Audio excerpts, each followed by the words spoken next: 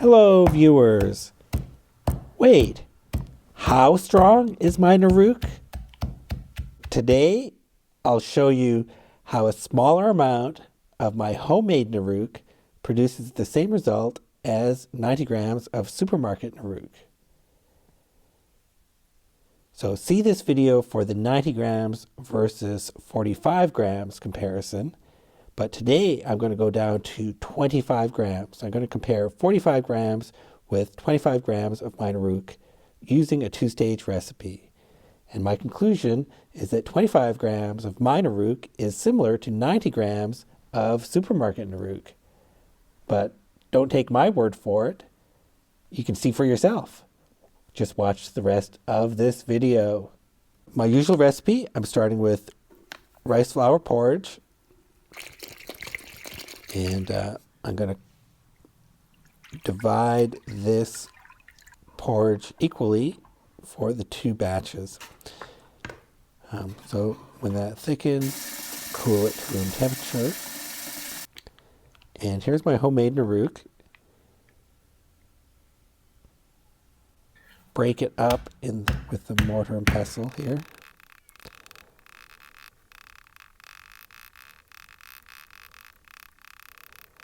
That's fun. So I want it ground pretty fine and evenly. That should do it. So jar A gets 45 grams of nuruk and the 200 milliliters of water and half a teaspoon of wine yeast. And jar B gets 25 grams of nuruk and the 200 milliliters of water and half a teaspoon of the wine yeast. So those are the two nuruk solutions.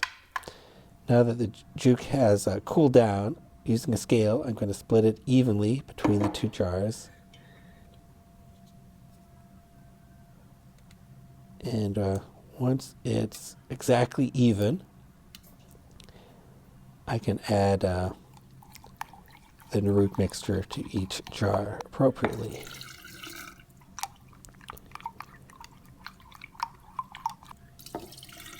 So my goal here is to see if I can reduce the amount of my nuruk. Will it still brew like normal? And so I'm treating these two jars the same, stirring them for a few minutes here.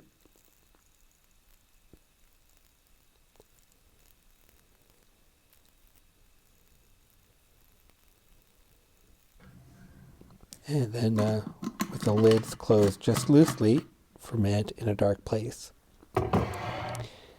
And it's rather cool in the house. This should ferment relatively slowly, but just the next day, plenty of bubbles on both sides. So that's good. They're both fermenting as usual. Stir twice a day for the first 2 days until the next stage. And see on the next day, still plenty of bubbles. You can hear, if you listen to it, you can hear it too. So that's good. Maybe jar A is a little bit busier than jar B, but jar B is still fermenting. So it's day 2. It's time for the next stage. Time to make the chopped salad go to bop. The sweet rice, the hard steamed sweet rice. So let's wash the sweet rice for about 15 minutes. And let that soak for at least 3 hours. Let it drain for 30 minutes. And put it in the steamer. We're going to steam that for 40 minutes.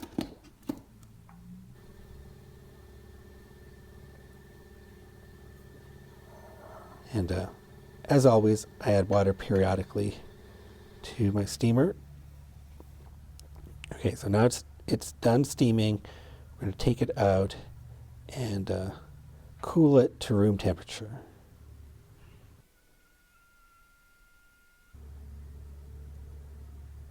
And as we're waiting for that, I have time to stir both jars.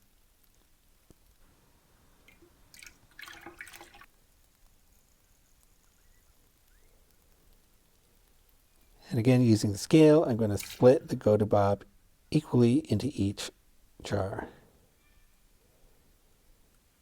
And I'm going to mix it by hand.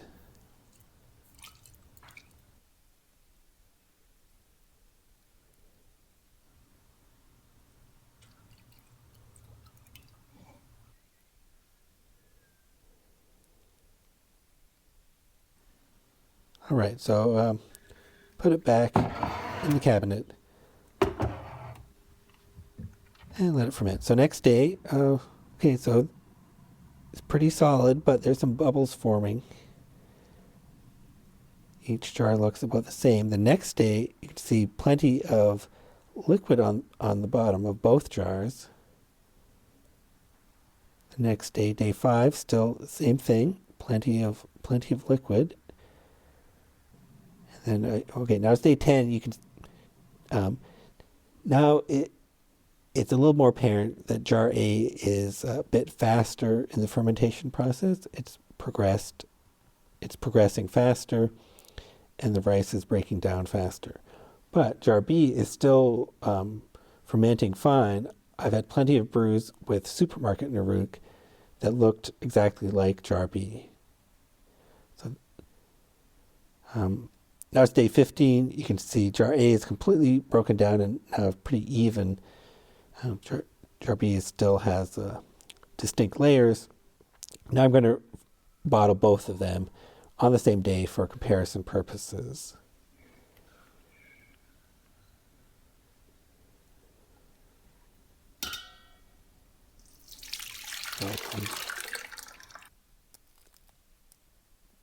A turned out to be quite easy to strain through the filter bag.